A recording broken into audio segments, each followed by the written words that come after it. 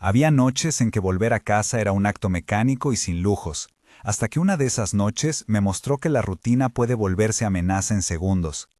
Tenía 29 años, vivía en un departamento modesto en la colonia Roma de Ciudad de México y trabajaba hasta tarde en una agencia. Esa noche había quedado en terminar unas correcciones, apagué la computadora, tomé mi mochila y salí dejando la luz del comedor encendida por costumbre. La calle estaba húmeda por la lluvia reciente, el olor a tierra mojada y a gasolina llenaba el aire, y la luz de los faroles pintaba charcos en amarillo pálido. Cuando doblé la esquina hacia mi edificio, vi la puerta del portal entreabierta y una silueta parada junto al marco. El corazón me dio un vuelco. Reconocí la figura, pero no podía creer lo que mi mente tejía. Me quedé inmóvil con la mano todavía en la manija, sintiendo el frío del metal en la palma y un sabor metálico en la boca que era pura adrenalina. No voy a mentir, grité sin querer y la figura giró la cabeza. Lo que pasó después me obligó a llamar a la policía, a hablar con el conserje y enfrentar verdades que antes creía imposibles. Quédense hasta el final porque, después de esa noche, hubo otras 2 veces que pensé que iba a perderlo todo. No soy alguien especialmente paranoico. De niño mi madre, Marta, siempre me decía que fuera prudente y mi padre, Javier, me enseñó a cambiar una cerradura si hacía falta. Estudié diseño gráfico y empecé a trabajar a los 22. Mi amiga Sofía me consiguió el empleo en la agencia y mi amigo Miguel me acompañó a ver el departamento cuando lo alquilé. He vivido solo desde los 25 y rapidito aprendí a valorar pequeños rituales, revisar el buzón, saludar al conserje Pedro, no dejar la llave debajo de la maceta. Tengo una hermana menor, Laura, con quien hablo casi todas las noches, y un vecino que siempre está manejando horarios raros llamado Carlos, que una vez me salvó un paquete que llegó tarde. Todo eso construyó una sensación de normalidad que me protegía hasta que, una noche de lluvia, esa sensación se rompió.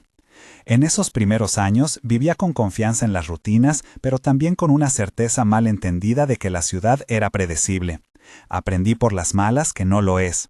La primera historia que les cuento pasó en ese edificio. Volví a las 2 de la mañana y la escalera estaba húmeda, olía a detergente y a humedad acumulada, y las luces fluorescentes tenían un zumbido que me tensionaba los oídos. Al llegar al 3er piso, vi la puerta de mi departamento entreabierta. A través de la rendija vi una sombra moverse como si buscaba algo. Sentí un ruido seco en el pecho y mis manos se enfriaron hasta temblar. Antes de entrar, alcancé a ver por la mirilla a 2 hombres en el pasillo. Uno alto, de ropa oscura, y otro más bajo con una gorra roja. La respiración se me cortó y el gusto salado del miedo se extendió por la lengua. Llamé en voz baja a Pedro, el conserje, pero no respondió. Golpeé la puerta con el puño y dije en voz clara: «¿Quién está ahí?». La voz que contestó me heló la sangre porque usó el diminutivo que solo mi familia usa conmigo. «Pablo, abre, palabras suaves», dijo la voz baja con un acento que conocía. Me quedé inmóvil porque el nombre que usaron no es el nombre que uso con desconocidos. Dejé la mochila en el suelo y retrocedí un paso, sintiendo la textura rugosa de la pared bajo la yema de los dedos. Esto no era un robo cualquiera. Sabía que tenía que negociar y al mismo tiempo ganar tiempo para pensar. El diálogo que siguió fue una batalla de minutos que parecieron horas. Empecé hablando en voz firme pero contenida, porque cualquier ruido brusco podía empeorar las cosas. «¿Quién es? ¿Qué quieren?», dije. «Solo queremos hablar. Abre la puerta y será rápido», respondió la voz del hombre alto. «No voy a abrir», contesté. «Piénsalo, chico, no queremos problemas», dijo la voz del de la gorra. «¿Cómo lo sabes? ¿Qué te hace pensar que soy un chico que cede tan fácil?», pregunté, tratando de sonar más seguro de lo que me sentía. «Porque sabemos dónde trabajas, porque sabemos tus horarios, porque te hemos visto entrar solo», respondió la voz con una risa corta. «¿Qué quieren exactamente?», volví a preguntar. «Lo verás cuando abras», contestó, y la voz se volvió un leve cuchicheo con alguien detrás. En ese momento, escuché un paso en el pasillo y la sonrisa se cortó por un ruido seco que hizo la pared. «Si no abres, vamos a entrar», dijo el alto con firmeza. «No van a entrar», dije, mi pulso retumbando en las sienes. «No tienes por qué hacerlo difícil, no queremos peleas», respondió el hombre con gorra, y entonces golpearon la cerradura con algo que chirrió. Mis manos buscaban en el bolsillo el teléfono, mis dedos rozaron la pantalla y sentí frío y sudor al mismo tiempo. Cada palabra que salía de mi boca tenía la textura de una plegaria, y las luces del pasillo titilaban como si escucharan. Mientras tanto, en el primer piso, el conserje Pedro hablaba por su radio con el vecino Carlos. «Hay alguien en el pasillo, suena raro», dijo Pedro. «Voy para arriba», contestó Carlos. No supe si la llamada llegaría a tiempo. Pensé en correr y esconderme, en salir por la ventana, en cualquier cosa que me sacara de la sensación de estar acorralado.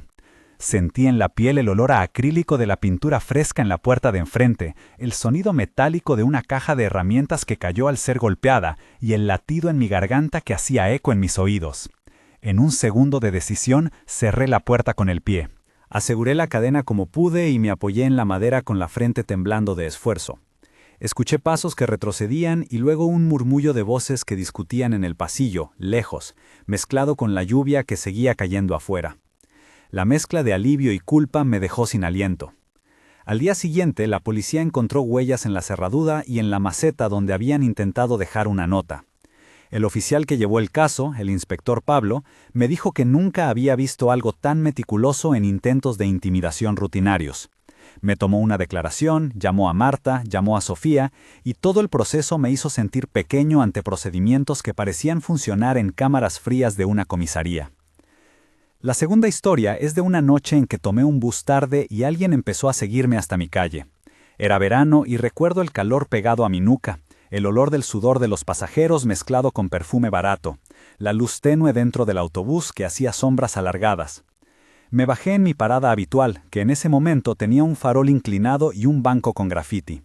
Caminé rápido con los audífonos en el bolsillo por si necesitaba escuchar algo para no parecer distraído. A mitad de cuadra sentí pasos detrás, un ritmo que imitaba el mío y que, cuando aceleraba, también aceleraba. Miré por sobre el hombro y vi a un hombre con una mochila verde que nos distinguía cada vez que me volteaba. No dije nada porque me parecía que hacerlo podría hacer que la persona actuara con más violencia. Cruzamos la calle y su silueta quedó cortada por la luz de un comercio cerrado. Sentí el crujido de hojas secas bajo mis botas, el aire con olor a asfalto caliente y el eco de una conversación que terminé por inventar en mi cabeza para justificar su presencia. Cuando llegué a mi portón, lo vi quedarse a la distancia haciendo como que miraba su teléfono. Me quedé inmóvil en la entrada con las llaves temblando en la mano, escuchando cómo mi respiración se hacía sonido. No fue hasta que apareció mi vecina Ana regando sus plantas que ese hombre se retiró con paso firme. Al día siguiente, Ana me contó que había pensado lo mismo y que había llamado a su hermano, Marcos, para que pasara por la calle a vigilar. Momento de tensión 1. Fue un instante donde el silencio se rompió por un golpe seco y todo mi cuerpo reaccionó antes que mi mente. Estaba parado frente al portón con la mano en el picaporte y sentí como si algo me observase desde la sombra de la marquesina. El olor a ozono previo a la lluvia me pegó en la nariz y el metal frío de la llave me recordó que debía actuar. Un sonido de pasos arrastrando se acercó y mi piel se erizó. No supe si correr o quedarme. Escuché la voz del hombre detrás de mí, decir mi nombre con una entonación que imitaba a alguien que conoce mi rutina. Fue como si el tiempo se estirara y cada fibra de mi cuerpo se concentrara en esa palabra. Cerré los ojos, tragué saliva y lentamente abrí la puerta. Ver nadie del otro lado fue un alivio parcial, y el latido en el cuello fue lo único real que quedaba. Sentí el fresco del pasillo al entrar, olía a cera y a detergente, y los pasos se apagaron afuera, pero la sensación de estar marcado no me dejó. El diálogo en esta segunda historia también fue tenso y fragmentado. Con Ana en la puerta hablé en voz rápida y baja. «Ana, ¿estás bien? Te vi y le dije a Marcos que se quedara dando vueltas». Yo, «Gracias, pensé que me seguían». Ana, «¿Lo viste bien?» Yo, «Sí, llevaba una mochila verde, parecía que medía mis pasos». Ana, «No te quedes afuera, entra ya y cierra». Yo, «Voy a llamar a la policía». Ana, «Yo ya les dije a mis amigos que vigilaran, no estás solo». Yo, «Gracias, de verdad». Ana, «Cuídate, te quedas a cenar si quieres». Sentí en la voz de Ana esa calidez que corta el miedo por un segundo, esa textura de jabón y té que siempre me recuerda a su casa. Más tarde el oficial Ramos vino y tomó nota. Revisaron cámaras de un comercio y no salió gran cosa, salvo una figura borrosa que había pasado 2 veces por el lugar. Aún así, el hecho de que alguien supiera dónde estaba mi parada me dejó inquieto mucho tiempo. Momento de tensión 2.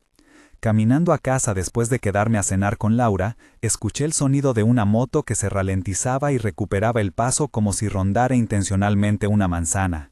El ruido mecánico se mezclaba con voces apagadas, un olor a aceite y escape que se pegaba a la ropa, y la sensación de que ese sonido medía mis decisiones.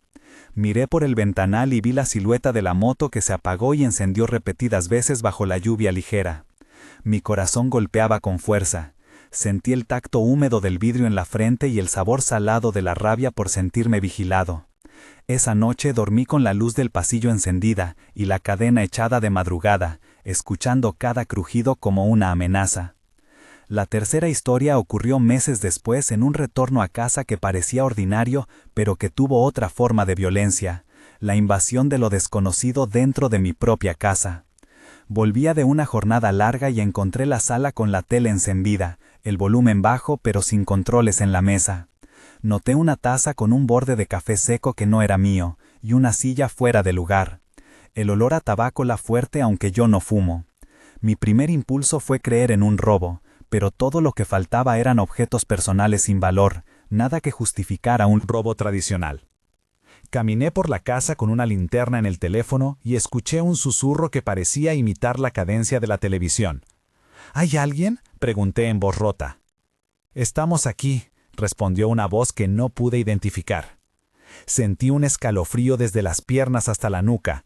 El sabor amargo de la incredulidad me llenó la boca y mis manos temblaron al agarrar el borde de la mesa. Busqué en mis contactos y llamé a Miguel y a Sofía al mismo tiempo. Miguel dijo que venía, Sofía me pidió que no entrara solo. Antes de que ella colgara, escuché algo como una risa contenida proveniente del dormitorio. Decidí salir y esperar a la luz de la calle, apoyado en la pared, la pintura fina levantándose bajo mis nudillos. Momento de tensión 3. Estaba afuera, apoyado contra la pared del edificio, mientras la lluvia comenzaba de nuevo y el olor a humedad me pegaba en la cara. Vi la ventana del comedor encenderse y apagarse como una llama que titila, y luego el sonido de pasos dentro que coincidía con la melodía de una canción que me hacía brincar la memoria. Sentí el latido en la garganta y el frío en las manos cuando llamé a Miguel y le dije que viniera ya. Cuando las luces se apagaron de golpe, el silencio fue absoluto y mi pecho se hundió con peso. Unos minutos que parecieron horas después, Miguel llegó con Carlos y con la llave maestra que Carlos le había prestado. Entramos de nuevo y no había nadie, solo esa taza de café, una huella en el polvo de la repisa y una sensación que no se va. En estas 3 historias aparecen nombres y rostros que me ayudaron y otros que dejaron preguntas. Pedro, el conserje, fue el primero en alarmarse y en llamar a alguien. El inspector Pablo tomó las denuncias con profesionalidad. Ana ofreció compañía cuando me siguieron. Marcos fue quien realmente estuvo por la cuadra vigilando. Carlos, el vecino, tocó el timbre cuando detectó movimiento. Y Laura pasó noches en vela conmigo después del tercer incidente. Sofía, Miguel y Marta estuvieron en las llamadas no solo por amistad, sino por acto de contención. Cada uno tuvo un papel que dejó marcas concretas en los días siguientes. Momento de tensión 4. Una semana después, al volver a casa tras una salida de trabajo, encontré una nota pegada en mi buzón con letras recortadas. Sentí la textura áspera del papel cuando me incliné, el olor a pegamento barato y el frío que me recorrió la columna. La nota tenía solo una frase: «Sabemos cuándo entras». El pulso me explotó en la garganta. Me senté en el escalón, con la lluvia en las manos y llamé a Pablo y a Pedro. Ese fue el desencadenante que me obligó a tomar medidas concretas. Tomé decisiones por seguridad, cambié las cerraduras en una tarde con la ayuda de un cerrajero amigo de Carlos, instalé una cámara en el pasillo con la recomendación de Sofía, pedí a Ana que me dejara su número para emergencias y hablé con el inspector Pablo para dejar constancia de cada incidente. Un mes después de la primera noche, había instalado una luz con sensor en la entrada, había reemplazado la cadena por una cerradura más robusta y había pedido a Laura que se quedara en casa durante unas noches hasta que me sintiera seguro. 3 meses después, empecé terapia con la psicóloga Daniela para tratar la ansiedad y entender por qué las noches me pasaban factura. 6 meses después, pensé que la situación había quedado atrás hasta que una llamada anónima me hizo volver a sentir la vigilancia. Epílogo. 1 mes, 3 meses, 6 meses. Un mes después de los sucesos, vivía con la alerta constante pero con medidas prácticas. Cerraduras nuevas, una cámara en el pasillo que grababa en la nube, amigos que se turnaban para pasar por mi puerta y el número del inspector Pablo siempre a mano. Aprendí a no minimizar los pequeños signos y a confiar en la voz de quienes me rodeaban. 3 meses después, ya había hecho la denuncia formal y la fiscalía abrió una carpeta que quedó en manos de la unidad que maneja acoso y robo con intimidación. Hubo interrogatorios, revisiones de cámaras de la zona, declaraciones de Ana, de Pedro y de Carlos. El cerrajero testificó sobre los daños en la cerradura, Miguel entregó registros de mensajes y la psicóloga Daniela redactó un informe sobre el impacto emocional. Todo eso creó un historial que no borró la experiencia, pero al menos la hizo constatable. 6 meses después, me mudé a una casa con portón y con una vecindad donde los rostros se repetían y se cuidaban. Aún viviendo en un lugar con más seguridad, la memoria de estar seguido o de volver y encontrar algo fuera de lugar seguía latente. Aprendí a no caminar con la cabeza baja, a variar rutas, a avisar cuando salgo y llego, a registrar cada hecho y a pedir ayuda sin vergüenza. Lo que más me sorprendió fue la red humana que apareció.